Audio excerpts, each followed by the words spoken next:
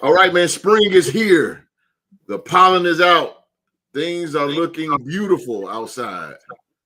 But not for Memphis Grizzlies star John Morant, who is back at it again. Tampa Bay Buccaneers head coach Todd Bowles said that his Bucs need to develop a killer instinct. And the NFL and other team owners is trying their best to get rid of the tush push. Forever. Oh man. Jesus Christ, they're trying to get rid of the tush push, man. But ladies and gentlemen, we are here and we are ready. Let's lock in. We're gonna talk about all this right here on the Sports Talk Show.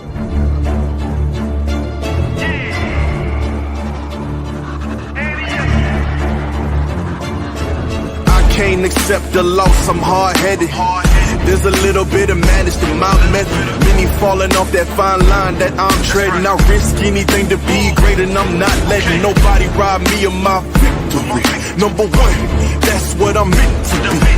When by any means, only thing that makes sense to me, I can make nice or make history. I got that dog in me, yeah, turn me up.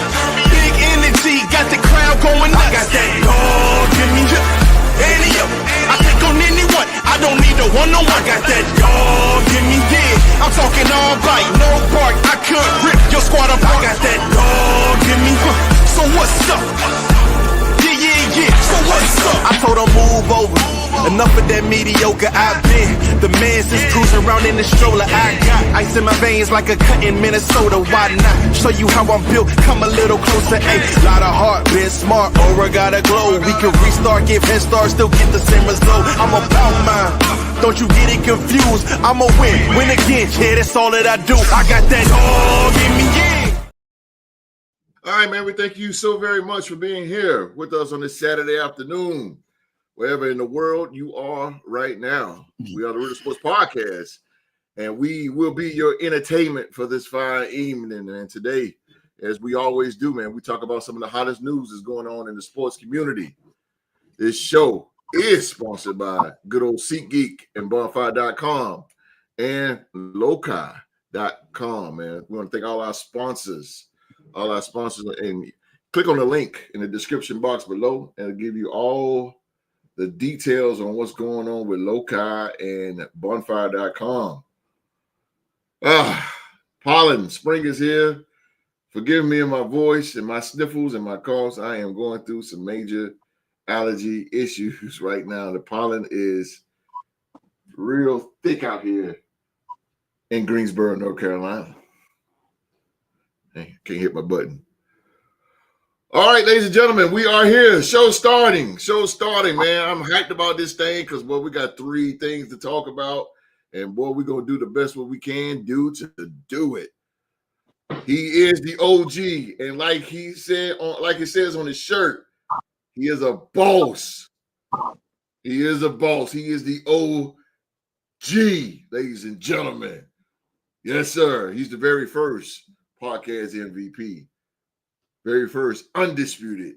This man held the NFL and NBA trivia title at the same time. First man to ever do it. He's the first man to ever do it.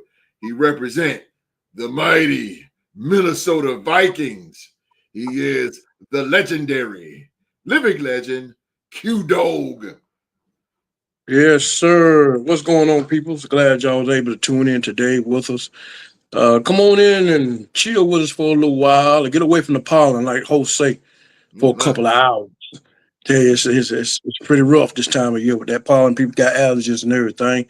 And we're going to give you the best show we can today on these 3 eventful topics. And some of y'all in the live chat didn't show up last week. I'm calling you out again. Come on in, baby. We need you.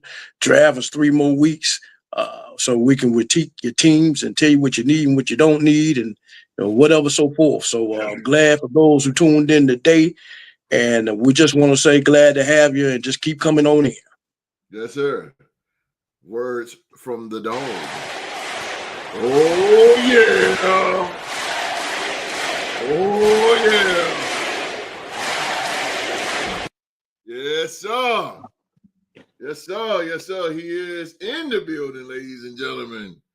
Yes, sir. He's a 2-time NFL trivia champion and a 3-time NBA NBA trivia champion, hailing from the DMV, ladies and gentlemen, representing Duval and the Jacksonville Jaguars and the defending NBA champion Boston Celtics, ladies and gentlemen.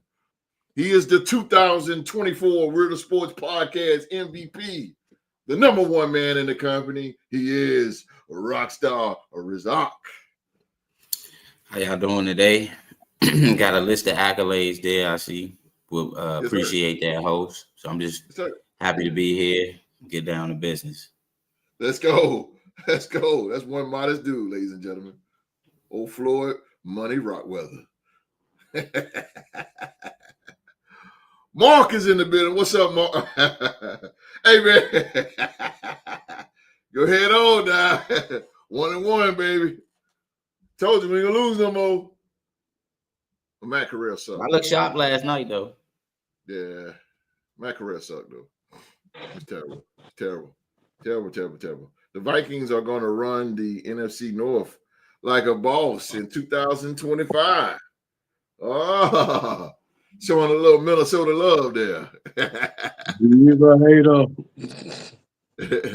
And he represents the future national champion Duke Blue Devils. What's good, Rock?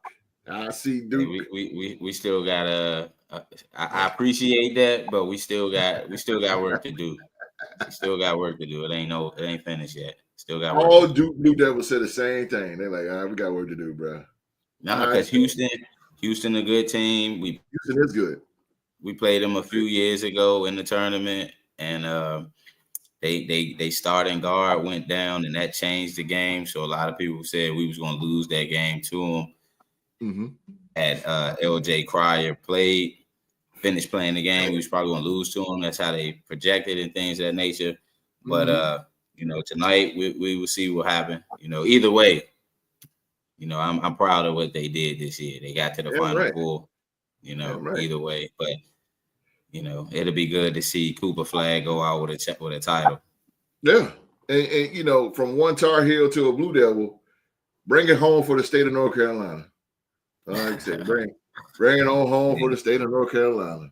They bring it home for the ACC. Definitely. Definitely bring it home for the ACC. You ain't bullshit. We need that. We need that now. Now. All right, ladies and gentlemen, let's get this thing rolling here. I know y'all ready to hear from him, and here we go. I'm gonna start off, man. I had to throw an audible and throw this guy in, man, but good old John Morant. Good old freaking John Morant. Grizzlies star John Morant was fined $75,000 for making an inappropriate gesture on the court. Memphis Grizzlies guard John Morant has been fined $75,000 for twice making an inappropriate gesture on the playing court. It was announced today by Joe Dumars, the executive vice president and head of basketball operations. Morant was previously warned by the league office that this gesture could be interpreted into in a negative light. The gestures were made by Morant during the Grizzlies' 110-108 victory over the Miami Heat on April 3rd in I cannot pronounce that word, Kaseya Center, the Miami Heat joint.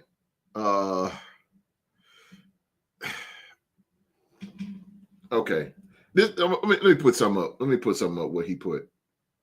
And I don't know y'all eat at this here. This is what he said, man, on criticism. He said, and this is, and I quote, "I'm kind of used to it. I was pretty much a villain for 2 years now. Every little thing, if somebody can say something negative about me, it's going to be out there. So yeah, I don't care anymore." See,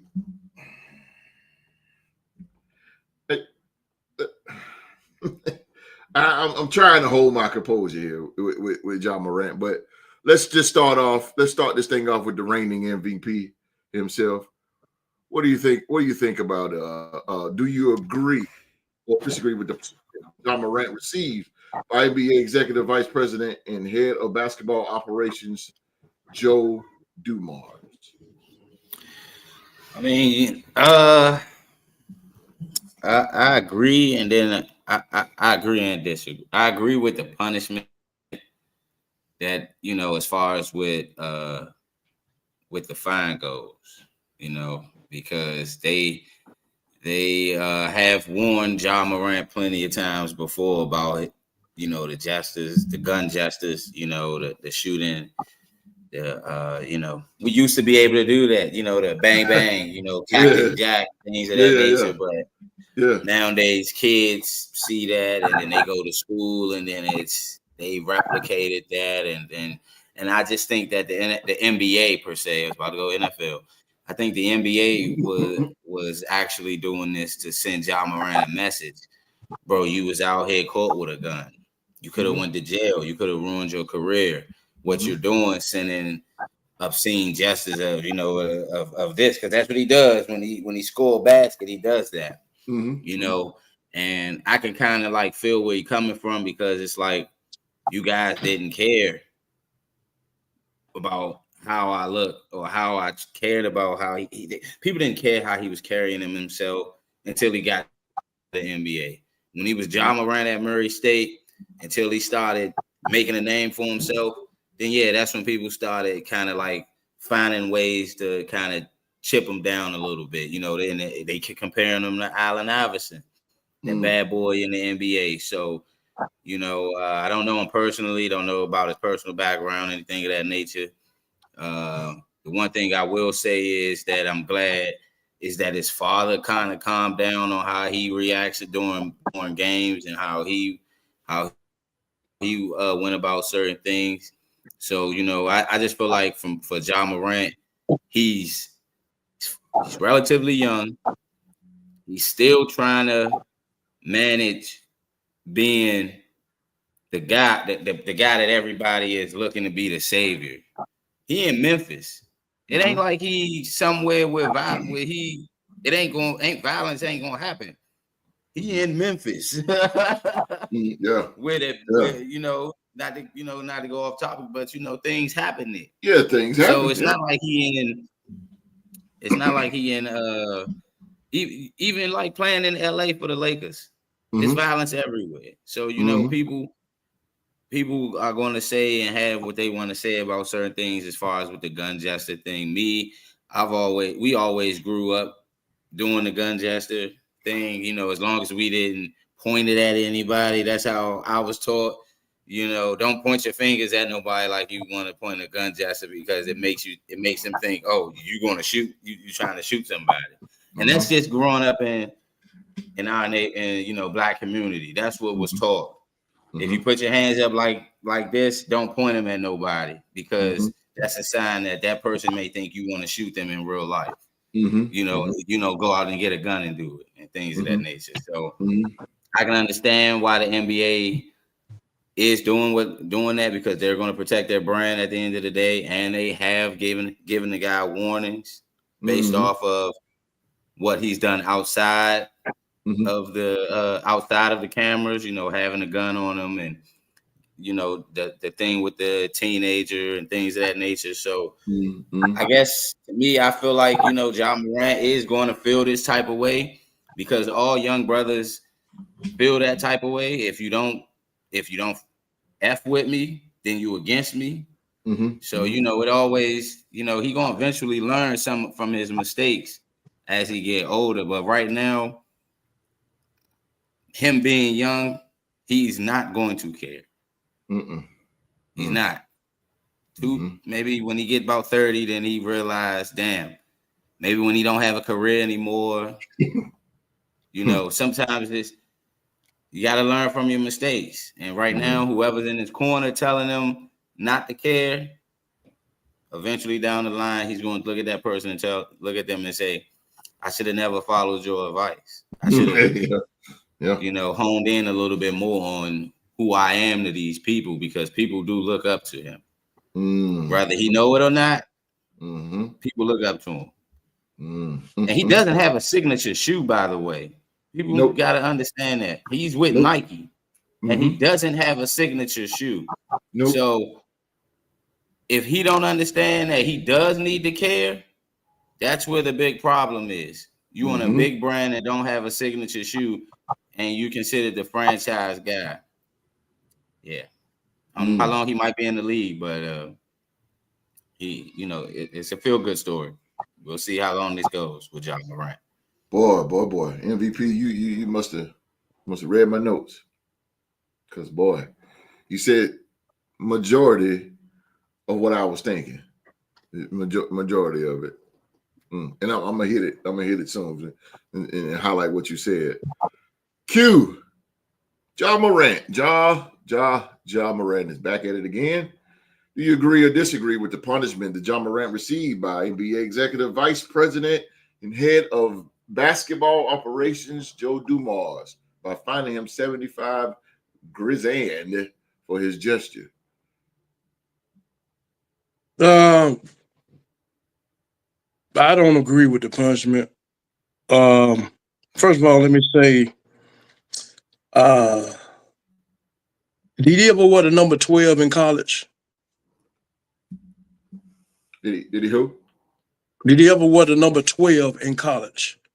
Nah, he didn't wear 12 in college. Okay, so therefore, when you came and you took over the number 12, so it was great NBA players before you that wore different numbers. So you must acknowledge that number 12 was worn by one of the great point guards in NBA history, is John Stockton.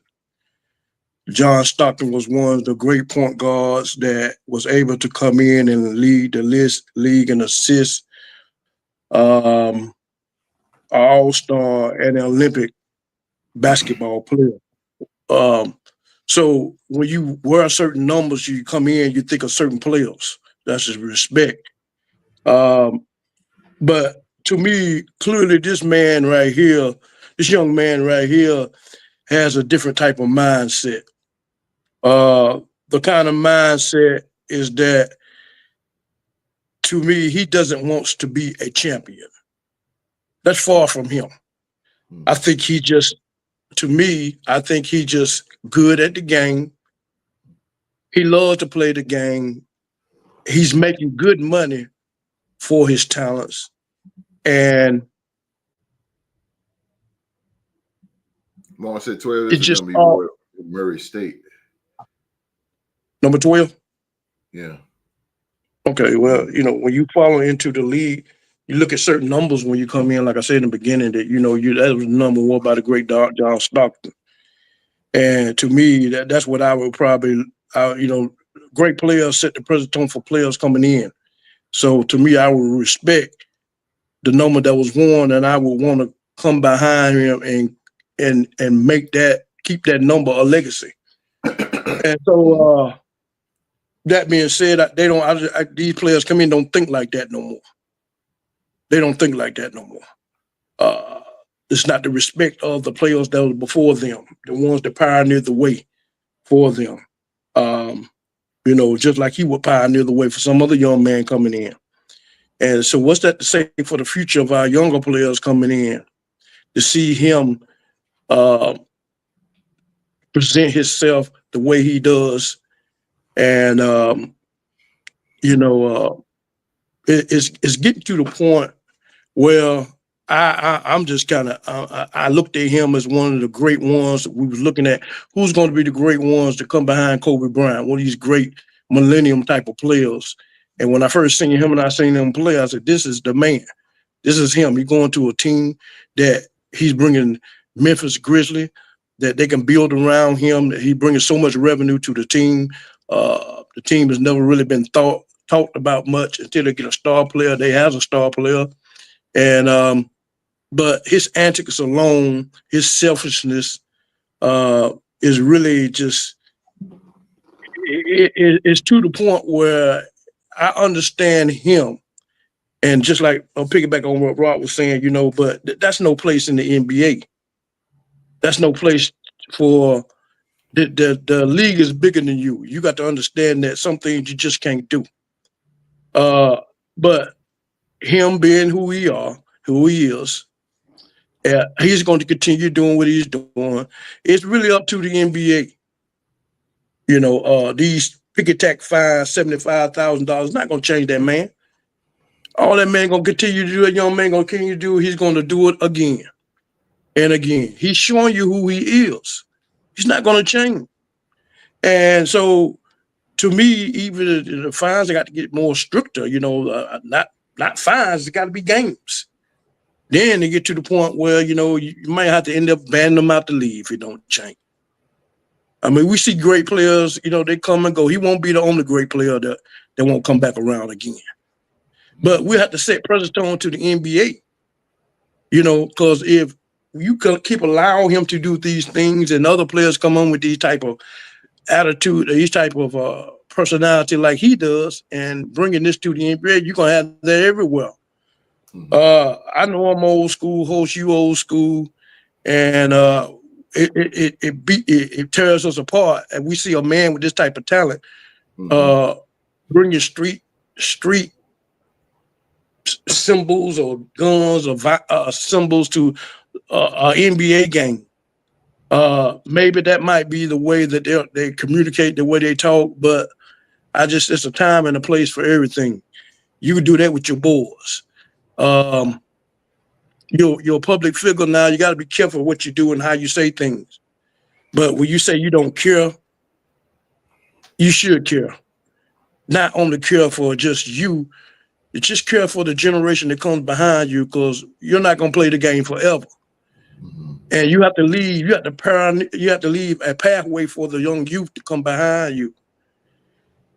Maybe there's a reason why we don't see you having commercial with children. A reason why we don't see you with a lot of endorsements, which you don't care, because I think you want to be what you want to be, and I think you really want to be thug. You want to be a basketball player / thug. NBA player / thug. You can't be both. You got to be one or the two. And so I think the punishment, it really points back to the NBA now. Joe Dumars, y'all got to get better than this, man. I think what y'all trying to do, y'all trying to ignore the habits because of the talent. But at the same time, you're trying to plead with this young man to straighten his antics. And with these little light punishments, these little $75 fines, just not going to cut it. It's not going to cut it. You're going to have to make him miss games, and he hurts his team. Well, you made him hurt his team, but, but it'll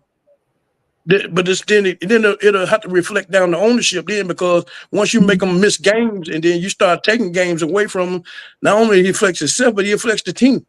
And then so the team has to make a decision. So the ownership is not going to do anything. As long as y'all give him these little petty fines, he can still play. Okay, they'll override that. He can still play. We're good. But when you start missing games, then that's going to be missing ticket sales. That's when you're going to start digging in the owners' pockets. That's when they're going to have to start making a decision. The owners are going to have to make a decision when it gets to that point, whether we hold on to this guy because he's killing us. Right now, he's not killing you. But the only thing about it is that it's gotten down to a dollar bill now, even to the point where the front office is hesitant to do any kind of really strict punishment, because this man brings in money. And so, to me, I'm kind of like, well, if y'all continue to let them do it, what can I say? What can anybody else say? You're not coming down any harder or stricter than what you is. So everybody's hands is tied when it comes to a dollar bill now. Either the head office of the NBA and the ownership of the Memphis Grizzlies. Don't nobody want to lose this man because of the revenue that he's bringing in, what he's putting far as television views, as far as the talent that he brings to the NBA. But you can't have one without the other. That goes with the ownership. That goes with the front office. You can't have one without the other. You can't. What y'all trying to do is, just convince him, trying to baby him to the point where you want him to stop what he's doing, and all you're doing just like in the statement that he's making, like he's saying, he's been this way all his life pretty much, and what he going, and he say, I do not care. When a man said he don't care, that means you're gonna see more of it. So to me, host, this is the way it's going with this young man. Hopefully it might not trigger young men to come in and do the same thing. But if he can get away with it, they can get away with it. I mean, that's the thing about it. So I don't, when a man does something more than once, you don't want him. I mean, to me, I don't get into it much. I let it go because that's who that person is. So the problem points at you. You the problem because he's telling you, he's showing you, he's not gonna stop. So I mean, what if you don't do anything about it? Come strict in what you're doing. He don't care. He laughing at you. That $75,000 is nothing but $75. Yeah, that's nothing to him. So he's going to keep doing what he's doing, and he knows that y'all ain't gonna do him and give him a little $100,000 fine. That ain't nothing. But I'm gonna speak my voice and do what I gotta do. So I just feel like it's up to the organization, man. And then like I say, organization, everybody tied in behind the money and the talent that he's bringing. Even the upper management, the front office should be way more stricter than the organization. So if the organization, if the front office is more stricter, that'll make the ownership more stricter because you're costing us. You're costing us in our pocket, but as long as they're not costing us in the pocket, still playing, man, do what the hell you want to do, man. They got to do something about his weight. Memphis got to do something about John Morant behavior. And both of those guys were the top. Both of those guys were the top 2 picks in the draft when they came out, and both of their teams respectively got problems out of their franchise players. What the difference between Zion Williams and then you got this young man getting it from both ends. His antics is messing with both ends. John Morant is John Williams is just weight. That's just affecting the organization. It's just not affecting the league. That's y'all problem. We don't care nothing about it. As long as he's not doing anything to disturb NBA rules. But his weight, that's on them. But this man right here is just the fact that he's doing things to the point where he's got everybody tied because of dollar bill. But y'all got to, especially the front office, y'all got to let this man know that you're not bigger than the NBA. Yeah. The NBA been around for centuries. Years. Get him out of down south. He a down south boy. He a down south boy still in the South. He ain't moved nowhere. He's from South Carolina. He in Memphis. He's still around that Southern hood mentality. Yes, but the front office has to do something because they the ones with egg on their fucking face. They're willing to take the egg on their face and baby this boy because of what he brings to the NBA, the excitement and the revenue and all this. But you got to overlook that, man. We don't have many great players come in. So what? So what?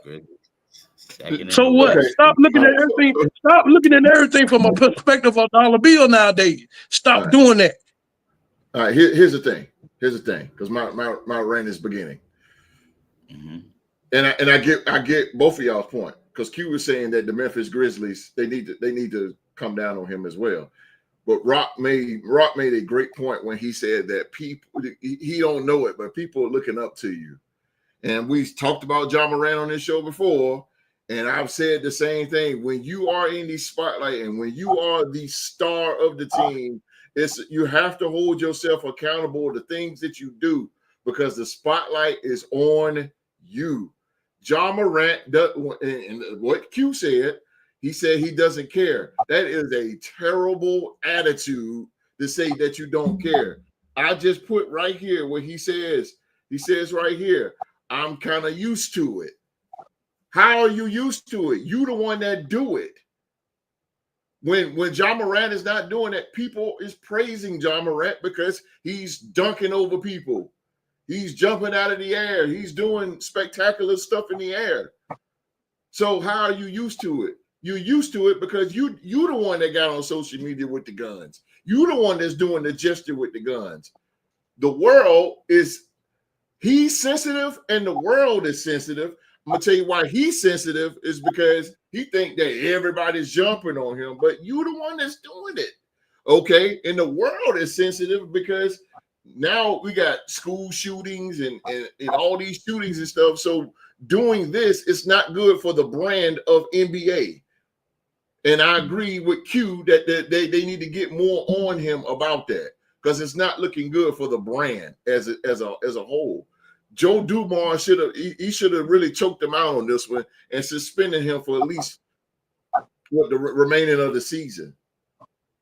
You got to do something to shake the foundation of this guy because, like Q just said, the guy said he don't care. He just don't care. Okay, so if you don't care, then we got to get you out of here. We got to get you out of here because what you're doing, you're just tearing down the brand little by little. He don't see it. And he tearing down his brand because, like Rock said, he don't have a shoe endorsement. He don't even have his own shoe. John Morant at one time was going to be the face of the NBA after LeBron and Steph and KD leave. He was a guy. He's 25 years old. 25 years old. So he could be the face of the league. But you're killing it. $75,000 is a lot of money. It is a lot of money. And I know he probably do not care. But let me tell you something. It only takes one time to get hurt, bro. I know a guy by the name of Derrick Rose, the youngest NBA MVP. Derrick Rose, one of the most spectacular players that you ever see in the game. ACL injury, and it changed his career. He couldn't even keep a job. It can happen to John Morant. You just never know. In a blink of an eye, your career is gone like that. And you playing in the NBA, a dream job that people fight and scratch and claw for just to get to this level. And then you say, I don't care. No, you should care, bro.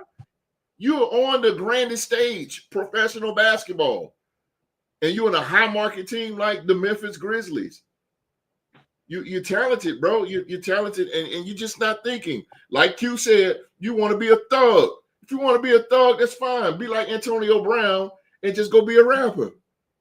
If you want to be that, just go be a rapper. But leave the basketball alone and stop doing what you're doing. You can't do, and that's what's wrong with these young people today. They think they can do whatever they want to do. And then when you call them out, they want to say, oh, y'all just getting on me for this and y'all getting on me for that. No, it's what you're doing. Take accountability, John. This is what you're doing. You're doing wrong, bro. And it's you can't be in a league like the NBA and do what you want to do. There are rules and repercussions on what you do. There are rules. It's a business. It's a business. We can't get on here and show naked girls on the podcast. We can't do that. You know what I'm saying? It's a business. Every viewer in the world be like, what is this? You can't do what you want to do in this world and not to jump off, but that's what's wrong with younger people these days. Y'all think that y'all are entitled to do any and everything in the world, but no, there's rules out here. There's me, there's the MVP, and there's the OG. And the OG, as old as he is, he still got to abide by rules. I got to abide by rules. The MVP has to abide by rules. We all do. We all do, man. And I hate it for John because I'm such a big fan of John Morant. I'm such a big fan of him. He is developed. Host, just because his bank account, long, don't mean he ain't got to buy. But you know, yeah, you it's can't. The world we live in right now. They told him not to do it. They told him not to do it, and you're gonna do it anyway. And then you're gonna come with this BS statement saying, "I'm just kind of used to it." But they gave you a warning, John Morant. They gave you a warning. They didn't hit you with no fine. They told you, look, man, you can't do that, bro. You just can't do that. Look bad on you. But you want to do it. You know what's crazy? Crazy about this whole situation with John Morant is You ain't hear nobody say anything negative. You ain't heard nothing negative about Ja Morant this whole season because he was coming back from injury. So he was slowly grinding back, taking some game, playing a few games here, But now this is towards the going into the playoffs. This is going towards the playoffs. So I feel, I think he wanted to shine a little bit of light on himself a little bit going into the playoffs. Like, hey, everybody, I'm still here, and the playoffs coming around. But to me, I feel like if you want to make yourself known that everybody has slowly forgot about you throughout the regular season, why not come out and do something? Why not do something positive? Yeah. You know what I'm saying? He wanted to bring a negative light to his brand. Yeah. And to him going into the playoffs, being a distraction. Yep. We talk about that a lot on the show. It's a player distraction, and that's what to answer Mark's question. Is what Memphis got a problem whether or not it's his talented outweighs is he a headache worth, is the headache off the court worth the talent? No, it's not. Because Ja Morant is going to become a distraction. As we've seen in professional sports, whether you play baseball, hockey, football, basketball, if you're a distraction to a team trying to win, a distraction to the team's goal, if you're detrimental to the team, them owners will eventually get you up out of there. Get you out. Yeah. I agree though. Like they need to stop throwing money at the issue regarding to him doing what he's doing. Yes, and he's been suspended. He's been suspended before. So to me, I look at it like, I think they didn't suspend him because based off of how many suspensions he didn't have, but at the same time, you gotta show that Ja Morant is not above everybody else in the NBA. And if I was Memphis, you got model citizens out there. Right.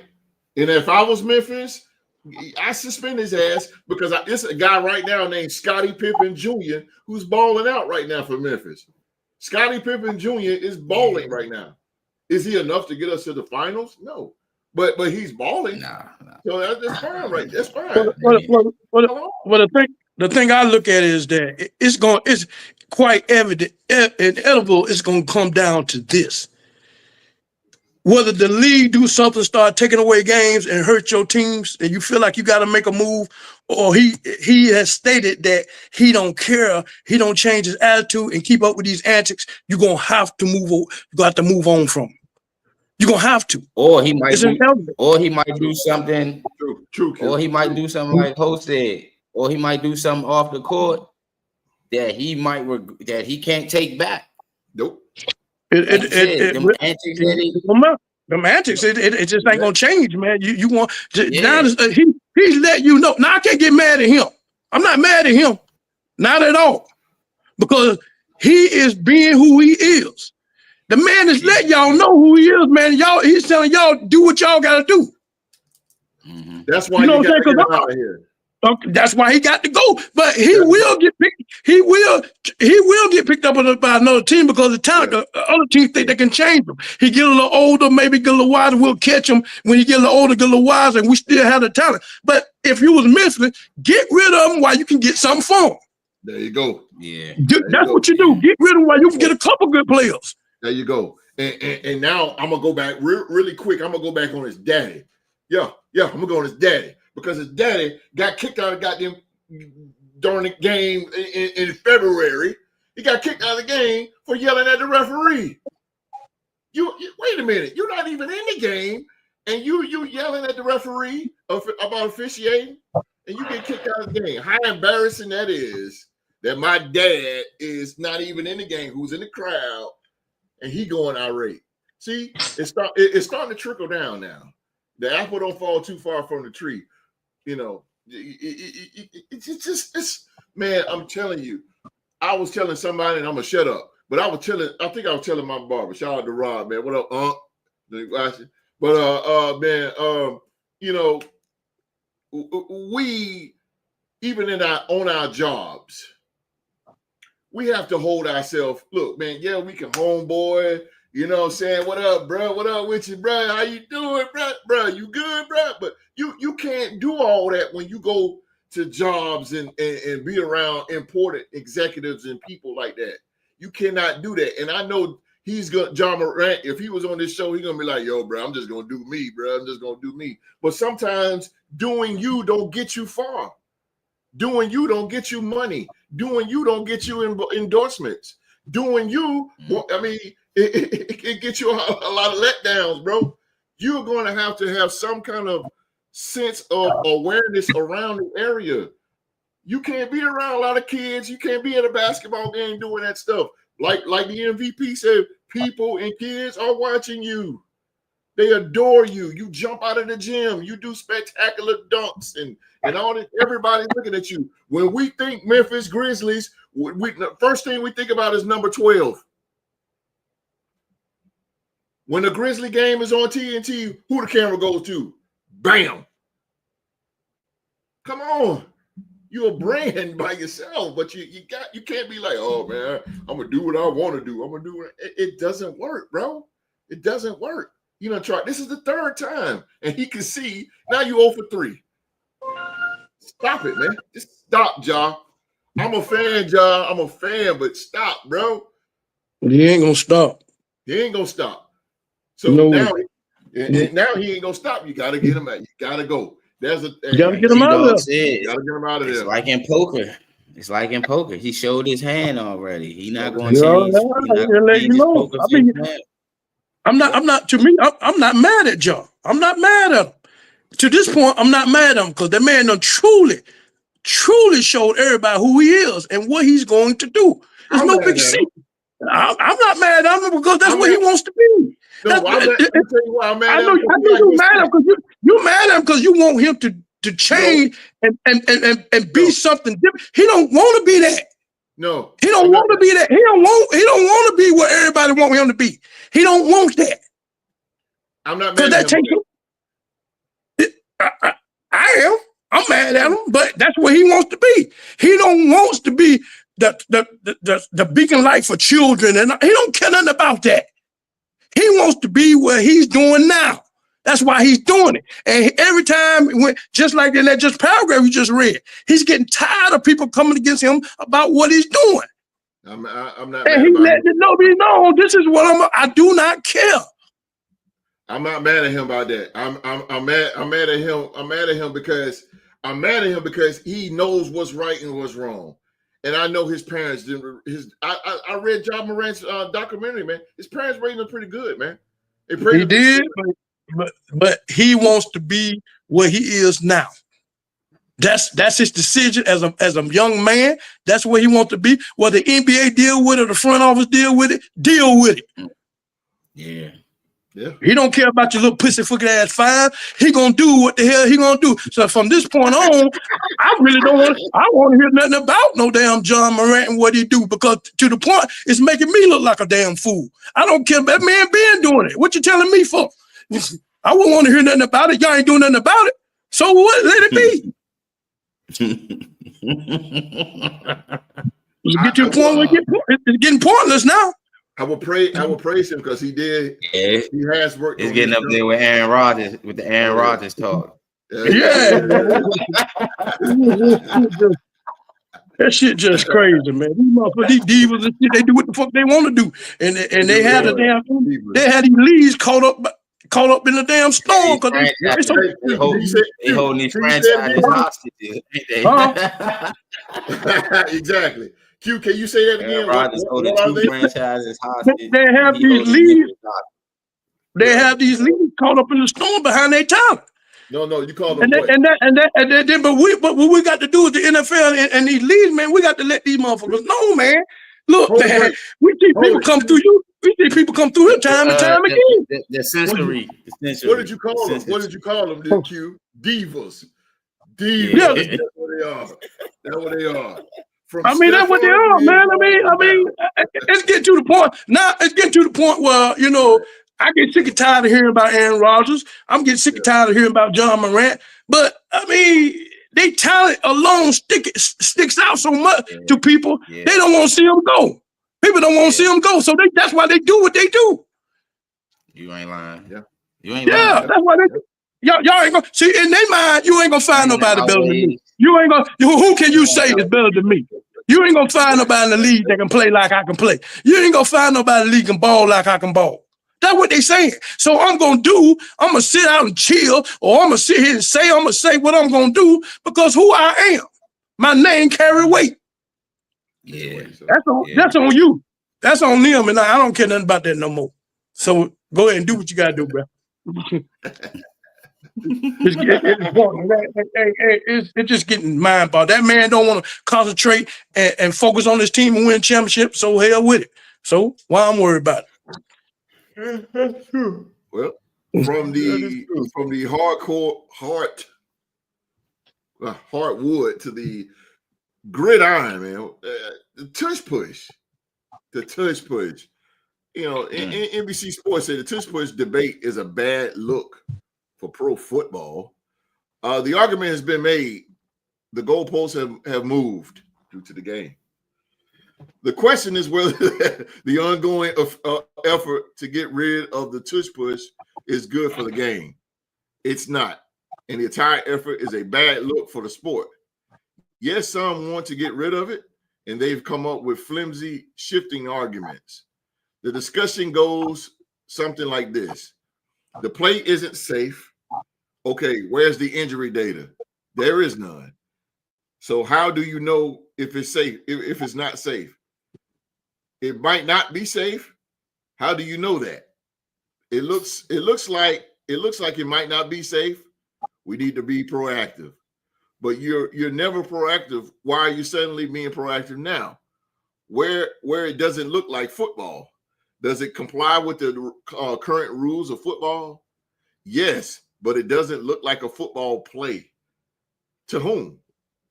It all feels like a way to take something away from the NFL's best team, while some opponents of the play might genuinely believe the reasons that have been given. The circumstances justify the very real perception that it's less about doing the right thing and more about sour grapes. At a minimum, the debate gives the other 31 teams a way to explain away their failure to compete with the defending Super Bowl champions. I'm gonna stop right there, and I'm gonna go to the OG. But before the OG, I want to say this, man, with this really quick with this tush push crap. You know, I think I don't. It really starting to. The NFL is really, and us as well. It just really is just starting to piss me off big time because here it is. You done change half of the rules. You ruin the Pro Bowl. Now you're gonna get rid of a play like the tush push? Like, come on, bro. It's no injuries whatsoever. I remember when I was a kid, and I know, Holt's always going back to when he was a kid. Yes, I am, because I remember watching every Sunday the Washington Redskins and the Hogs do the same play with John Riggins. They did the same crap, the same thing. Goal, first and goal, tush push. It wasn't like the tush push, but Riggins, the whole line pushed the Hogs. And now that nobody can stop it, you want to get rid of it. That's a shame. That's just a shame. But I'm gonna stop talking. I'm gonna go to the OG. OG, what you think about the tush push? Should the NFL ban the tush push? No. And the reason why I'm saying kind of like what you're saying. I mean, I think a lot of players, they got a play that, that seems to be really like 99.99% successful every time they do it. I mean, you got your big offensive line and, you got your big quarterback, and no one seems to stop them on 4th and inches or 4th and 1. That's a lot of movement for 1 yard. A lot of big players, a lot of bodies up under there. That'd be the same thing as if it was 4th and goal. Mm-hmm. If it was 4th and goal, if you might well ban the push bush, you might well ban 4th and goal. You know, you're gonna get the same type of physical action that's going on the 4th and goal, whether you do 4th and inches or 4th and 1. Yeah. My thing is that, you know, say for instance, if we had, I'm just throwing an example. Say if we had a 7'3" wide receiver came out. God damn. Okay. And a 7'3" wide receiver, and all you got to do is just throw the ball up in the air in the end zone. He catch it every time. Okay. What we gonna do? Are we gonna ban that play for that particular player, or are we just gonna ban him out the league? Because can't nobody stop him because of his height. He can't help it because he's 7'3". That's the way he was born, but his desire is to play football. I agree. I agree with you. Okay. Now, what if we had a 8'4" NBA player, and every time somebody brings something to the hole, he get swatted into the stands. Can't nobody score. He can't play NBA ball no more because of his height. So the thing about it, you know, we can't. You know, if you want to ban the best way to stop the tush push, stop them from getting 4th and inches, stop them from getting 4th and damn 1. Keep them out of that, and then you ain't got to worry about it. Come on, Q. Come on now. I mean, we just spend a whole lot of time on this. I mean, it just don't make no sense. They got a play that can't be stopped. If you want to stop them, keep them out of that position. There you go. Step your game up. That's all you got to do. That's all you got to do. Step your game up. Step your game up. Then you got to worry about them. You ain't got to worry about them using it. There you go. There you go. And you know, and to me, Q, what the NFL doing? That's why it pisses me off big time, because you're ruin the Pro Bowl, right? Okay, now you're making these crazy kickoff rules. Now you can't hit the quarterback. You're taking, by getting rid of this, you're taking more and more physicality out of the game that we love. That is a physical sport. You're taking the physicality out of it. Well, let me ask you a question. Who complained the most? Yes, are the players or the owners? Bam, the owners. You got some players that has complained. I mean, the majority that's going to the NFL commission, the commissioners, I mean, the NFL, the board, who are complaining the most? Are the players, the coaches, or the owners? Who are complaining the most? Owners. We had a player like that, OG. His name was Megatron, and they had to redefine what a catch was to stop him. Megatron was a big guy. Yeah, but they didn't change it. Don't change the play. If Megatron, oh, that's a good example. Megatron was 6'4", 6'5". He was a tall wide receiver. Randy Moss was too. But you didn't ban the back shoulder fade or the 36 lacrosse blue route. Well, all right, let me stop John Gruden here. A back shoulder fade in the corner end zone. They didn't stop banning that. What you do is you bring your safety over. You start coming up with schemes. That's why, I mean, I so agree with the OG. I so agree with him because he is 100% right. He is 100% right. Stop. If you don't like it, stop them from getting there. Step your game up. Simple as that. Simple as that. Keep them out of that position. 4th and 1. You ain't got to worry about it. Simple as that. Simple. MVP, what you think about the tush push? And should the NFL ban the tush push? No, I don't think they should ban it. I don't think they should ban the tush push. It's effective for the Eagles, and a few teams have stopped it. Like my squad stopped it twice last season when we played the Eagles. Tampa Bay has stopped it, so it's possible. I just think the Packers, knowing that they couldn't beat the Eagles twice last year, they decided that they wanted to ban the move that they couldn't stop. So I don't think they should ban it. If more teams start using it, then of course it'll be way more effective. They just try to ban it because only one team using it right now. Yes, but exactly. If other teams honed in and start using the tush push, then it'll across the board it's effective. I agree, man. And you know, the Eagles, like you pointed out, the Eagles are the only team that's using that. But the Eagles have a great line. They have a great line, bro, and they use that great line. That's what they ain't doing nothing but using what they got. That's all they doing. So you mean to tell me I'm going to get criticized and I'm going to get one of my successful plays if I was Nick Sirianni? You're going to cancel one of my plays that I make first downs on, and you're going to cancel it because y'all don't like it? And then you're going to use some BS excuse about injuries? Ain't nobody getting injured. There's nobody getting injured. Like I told, you had went away, MVP. Like I told Q, is they're taking the physicality little by little out of football. It's like, do Roger Goodell like physicality? Again, you ruin the Pro Bowl. You don't look like a physical person. No, you ruin the Pro Bowl. You can't hit a quarterback. The referees don't know a difference between pass interference or not. Like, I just don't understand this. The game of football, man. They did change the rule now, though. The instant replay. You know how they only change certain. They only would do instant replay for certain plays. No change. Now they can actually look at all the plays. So if they missed the pass interference, they can go back and see that. If they missed if face mask, you know how last year a lot of the players were getting weren't getting called for the face mask, and they would review it and they would see it with a face mask. This year they can change that. I mean, this year that can happen, and the kickoff returns going to be different now.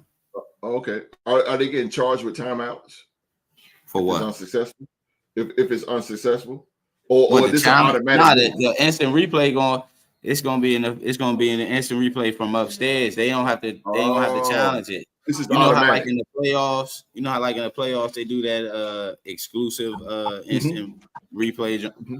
If they go straight to a first down, they'll just hurry up and say, "Oh well, they said it's a first down. We can move on." They're adding that in the regular season, and overtime, it's going to be like the playoffs. Both teams get possession in the regular season this year, and the kickoff return is going to be if you get a touchback, you get the ball on your own 35. So teams ain't going to want to kick. Teams are going to want to kick the ball off now this year. No, they ain't going to do that. 35 you ain't gonna get your offense. Imagine trying to get Kansas City 3 yards every time y'all kick off to them. Y'all not gonna put them on 35 yards. Exactly. Come on, man. And then you got what, 65 yards to score? God dang. Hey, I mean, come on now. That's crazy, bro. But I tell you, man, they need to leave it alone. It just always baffles me. The NFL always trying to change something that looks good, that is good, that has been successful. Again, I keep homing up on the Pro Bowl. The Pro Bowl was exciting. It was. I couldn't wait to see it because that's when you see the best of the best going against each other, and they was actually competing. Now it is dead. Gone. They play football. I mean, a flag football now. Mark said, I wonder what football league has been doing a super challenge. They need to get more like the UFL, man. The UFL, man, I'm telling you, that is, those of you that watch the NFL, hey, that's fine today. I'm an NFL, Raider Nation all day long. But, man, the UFL, and I'm just not, I like that football, man. I'm a Birmingham Stallion fan, defending 3-time in a row champions. But I like UFL, man. They are more free. They put you as a fan more in debt to what actually is going on the field. You can get the feeling of being in. I just not to put a cheap plug in for them, but why not? I just y'all man, y'all out in the world, man. Y'all check out UFL, man. I'm telling you, man. It's where it's at, man. It really is. It really gives you that football feel as a coach and as a player, because the coaches on the mic and the players on the mic as well, even the officials. So it gives you that in-home experience on football, man. So y'all gonna check out the UFL, man. Check it out, man. Check it out for real. It's off the chain. and they let them hit. They let them play. That's what I like. And it's all fair because you got a guy up in the Bandino. He calls it right down the middle. He don't miss it, and he calls it right down the middle. And he got every camera in the world to make sure that things are called right. So I'm telling you, man, UFL, man, y'all go check it out and watch. Bringing out the cards this time, right? To check the yeah. And put a cheap plug in for the UFL real quick, man. I gotta get love to it, man. Y'all go check it out, man. Watch Birmingham Stallions win 4 in a row. Where Mark at? I want to see some more DC defenders. Come on. They got us, though. They got us. Respect to the defenders. Well, yeah, man. That's the tush push, man. I tell you, they need to leave that alone, man. But last and not least is Todd Bowles. Those of you know the Todd Bowles, he is the former head coach of the New York Jets, and he is the current head coach of the Tampa Bay Buccaneers. And he says the Buccaneers need to develop a killer instinct. And this topic I wasn't really going to say anything about, but I said, man, to myself, I said, I got to see what the fellas think about this because, feeling. The Tampa Bay Buccaneers have won 4 consecutive division titles, but haven't been able to close the deal in the postseason. Bowing out before the NFC Championship game each season since Tom Brady led the team to a Super Bowl win in 2020. Bucs head coach Todd Bowles would like to see his club get that killer instinct in the playoffs that could help them reach the next level. He said this, and I quote, I feel good that we know how to win, Bowles said Tuesday from NFL's annual league meeting. I don't feel good about us finishing the season from a playoff aspect and in the middle of the season, having a drought 2 years in a row. We got to be better from that standpoint, from a coaching standpoint, from veterans holding everybody else accountable standpoint, which they do. But we've got to do a lot more of that. We've got to play. We got to play not even better football we got to play not even better football at the end, but we got to have a killer instinct. We got to blow people out and try to win the division instead of going down to the last week. Since Bowles took over for Bruce Arians, he's won 3 division titles, but has gone 1-3 in the postseason. A midseason swoon and early playoff exit characterized each of these seasons. To take the next step, the 61-year-old coach wants to see the mentality of his club change as they chase a 5th consecutive NFC South title. I'm going to read this and I'll be done. It's more accountable. It's more accountability. It's more accountability in practice and competing against each other, he said. It's not a coach thing. They can hear me. They can hear me talk every day, all day on the stage. But when they start talking to each other and start holding each other accountable from a vocal standpoint, whether that's his tough love or whether there's kind love, either way, it gets our point across and how we approach games and is important. You develop that through the spring and summer through a chemistry standpoint to make sure you're getting your point across to have more competitive things in training camp or what have you in doing little things that help them along the way. Now, I'm going to go back to the MVP on this. Todd Bowles. Let me get rid of this here. Todd Bowles here. He's basically saying that his team needs to have a killer instinct. But my question, MVP, is should Todd Bowles have to call out his players to fire them up?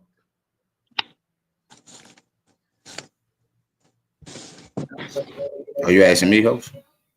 Yes, sir. Oh, all right. I think he should have to call his players out. I mean, he been in Tampa Bay right now for a good little while. He took over the regime after Bruce Arians left. So it was some politicking going on right there, whether or not he should have been the coach that should have been the coach to finish Tom Brady's career in Tampa. So there's always been some speculations there with how much he can get out of the team per se. And last year the offense was better than the defense. And Todd Bowles is a defensive minded head coach and things of that nature. So, but that's because of your coach, Liam. yeah. Well, yeah, our head coach, he had the offense clicking on all cylinders in Tampa last year, and the defense kind of fell behind, especially in some of their big games last year.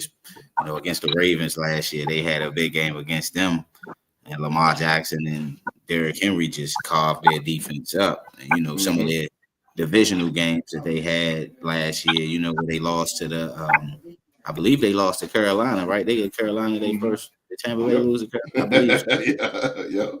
So, certain things of that nature, it was just crazy that happened. And to me, I just look at it like right now he sees the writing on the wall. Though. He's on the hot seat. Yeah, they made the playoffs. Yeah, they made the playoffs here and there, but at the end of the day, Tampa Bay is about winning championships. They've experienced what it's like to be winning a championship, and that's what they brought him there to necessarily, try to do it again.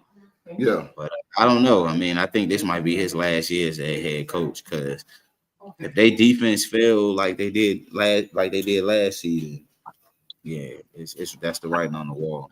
Mm-hmm. It is the writing on the wall, but I get where he's trying to. He wants a killer instinct, and I get that. But when you in the NFL, you shouldn't be getting coached to the point where you need to have a killer instinct. You should already have that. When you playing a physical sport like football, like I said, you should have that. You should have that dominant in your mindset. Now, are you going to put it on the field? Not always, but your mind should be telling you that you need to be more of a dominant killer instinct, man. To me, and it's just my opinion. I'm gonna get to the OG.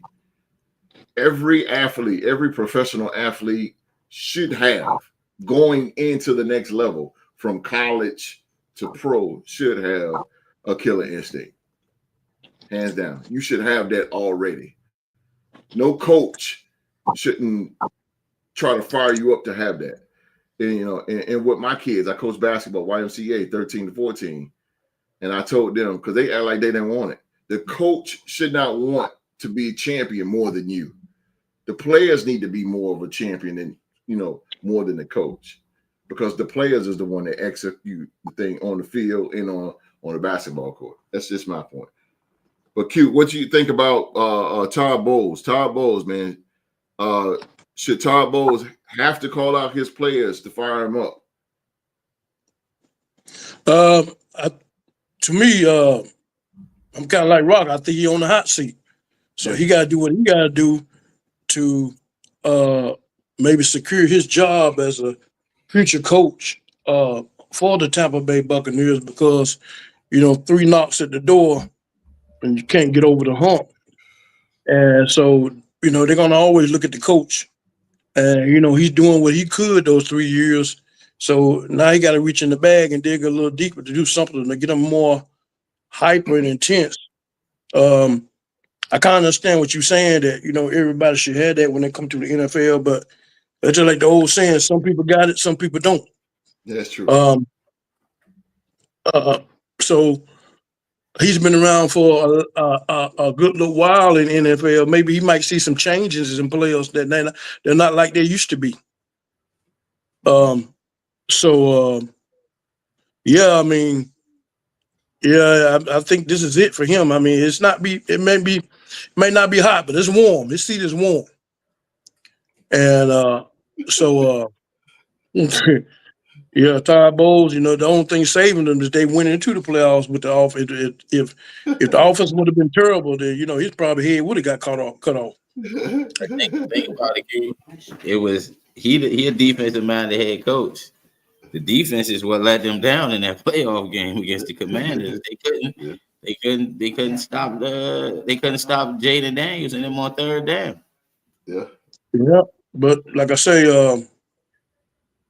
he got to do a better job at coaching. Maybe he might be losing his touch. He was always known as a defensive guru. So maybe he might be losing his touch a little bit. Who's to know? But he got to do something. Yeah, he got to do something to keep him from getting his head cut off this year. Mark says, how has he made it further in the playoffs and he's on the hot seat, but Mike Tomlin isn't, but KOC isn't. Feels like they're moving the goalposts on him. Who's KOC?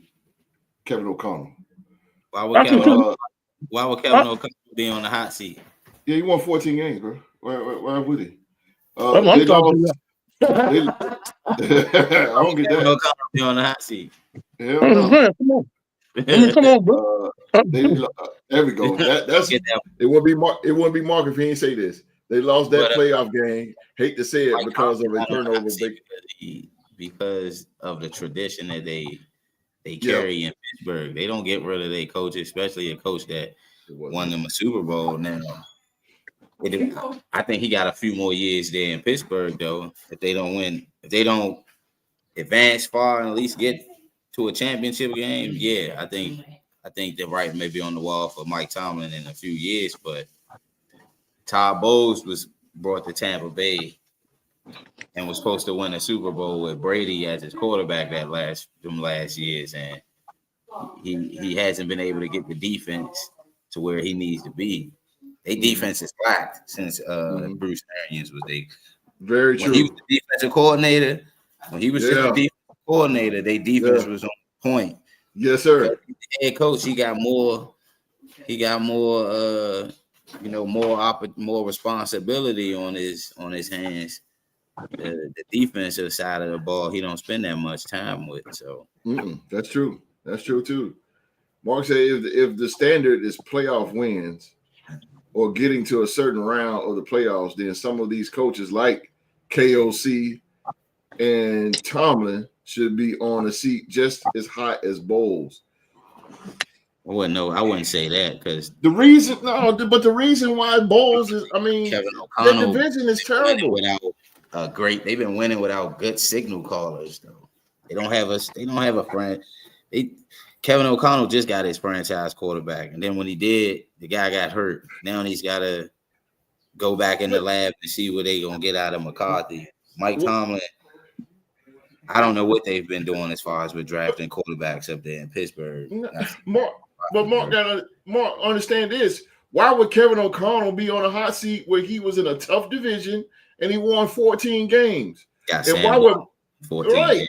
You got Sam Darnold. Yeah, he broke Sam Darnold out of the woodshed, and Sam Darnold had 35, 38 touchdowns. This guy was going to be the MVP. He was top racing the MVP. So why would Kevin O'Connell be on there? And why would Mike Tomlin, who made the playoffs in a tough division, like the AFC North? We already said the AFC North was, even the beginning of the year, was the toughest division in football. Okay? But Todd Bowles, who's in a terrible division, the NFC South is terrible. The Saints are bad. The Panthers are bad. Even the Falcons, they're not as bad, but they're mediocre. So, yeah, you're going to be on a hot seat. Yeah. It makes sense. Those two guys, Kevin O'Connell and Mike Tomlin, they both in tough divisions, and they're still winning. You're in a slack division. I say slack, and I'm being nice with that. You in the slack division, and you got them division titles, bro, because Carolina's trash. The Saints been struggling, and Atlanta, they just now starting to rebuild. I'm just saying. I don't agree. I don't think Todd Bowles should be on there. I don't think he should be on the hot seat. I think he's a good coach, and he's getting Tampa to where they want to be. They're going to struggle a little bit because Liam Cohen went to Jacksonville. They're going to struggle a little bit on that, but they lost pieces on that defense too. Yeah, they did. We got old Devontae David. a little older, but I mean, like Rock just said, you know, that defense kind of went away, so he's gonna struggle a little bit. Yeah, but I get what he's saying. He's trying to not slide into. He want to dominate. He wants to dominate teams and run, you know. And I get that, but you have to have the personnel for it, bro. Tampa has never been a team that's gonna have big stars like that run up the scoreboard. Even when Brady was there, they didn't. They never did. Now Tampa has been always known for their defense. That Brady year, they had Gronk, AB. Yeah, they didn't run the scoreboard. Chris Godwin, like Leonard Fournette. They had stars on that Super Bowl team. He sure did. Because of Brady. That's what I'm saying, host. The narrative that he should be on the hot seat, given how consistent and successful they've been under him, is what I don't understand. Yeah, I get what you're saying, Mark. And he shouldn't be there. It's like how can I say it? It's like, okay, it's empty stats. Him winning the division every year. It's empty stats. Empty calories was Shannon Sharp said. Empty calories. Yeah, empty calories. If you want to say it, because yeah. He winning a sorry division, but him winning the sorry division ain't elevating his team to go out there and win the whole thing. No, so if you and it's not elevating the division every year. You should have a shoe in there. There you go. Yeah. Yep. It's not doing enough for his resume.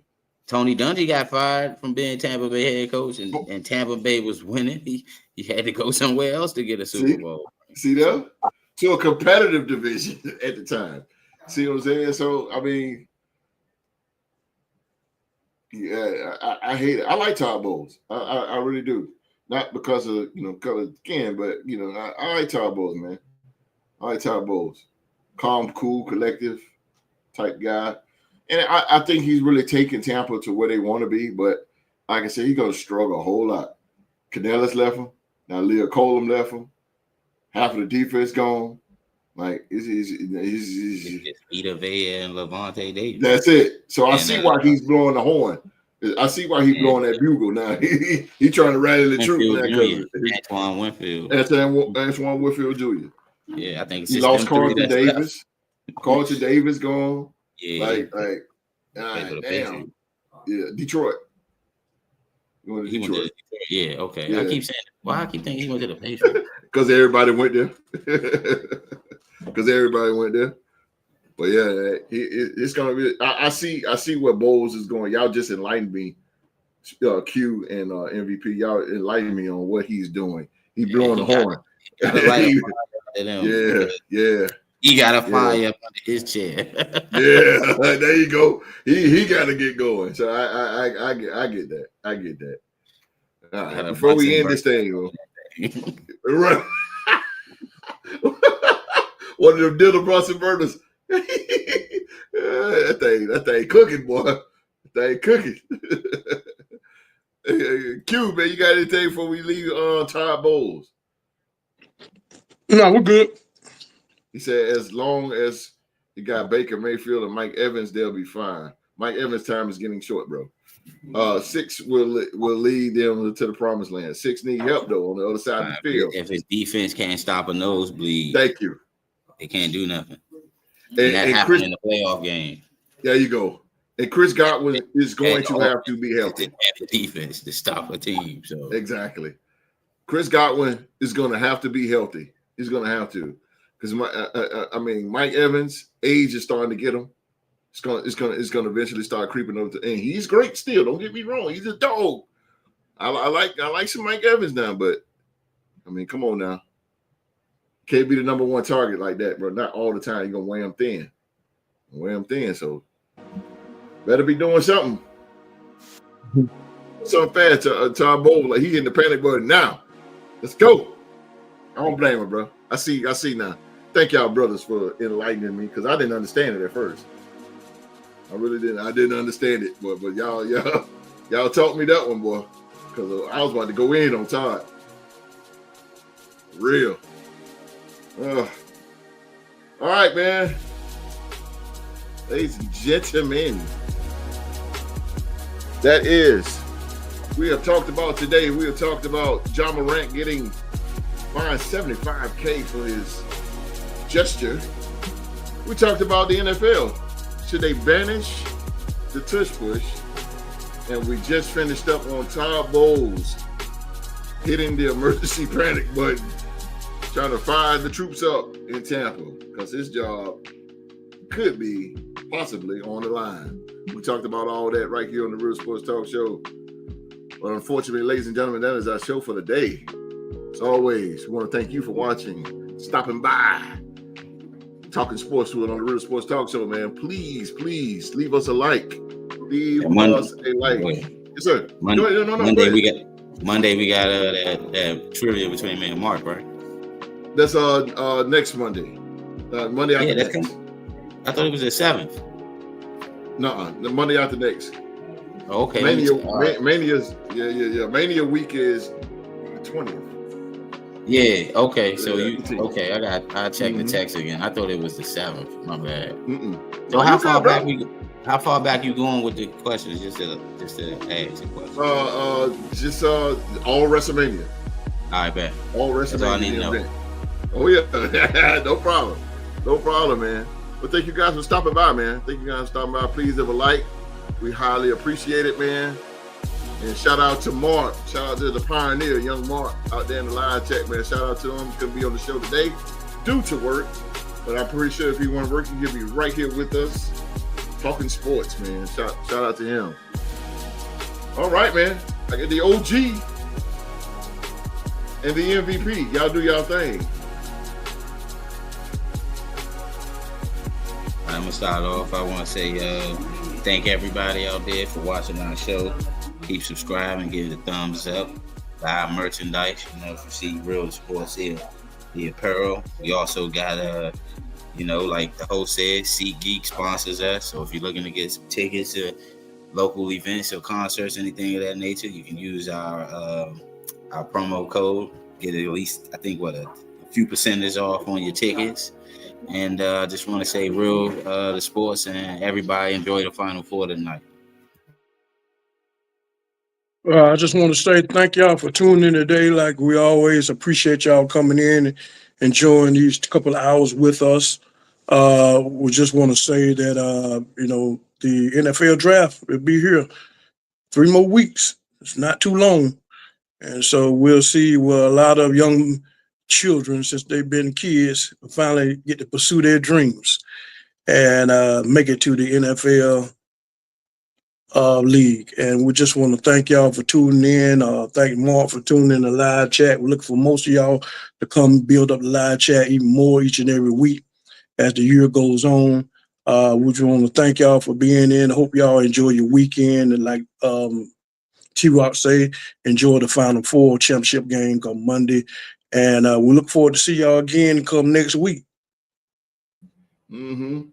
Also, and we will be back next Saturday, April 12th, with more sports news to talk about as we get closer and closer to the 2025 NFL draft. So again, man, come on back next Saturday at 1 p.m. and find out what we got to talk about.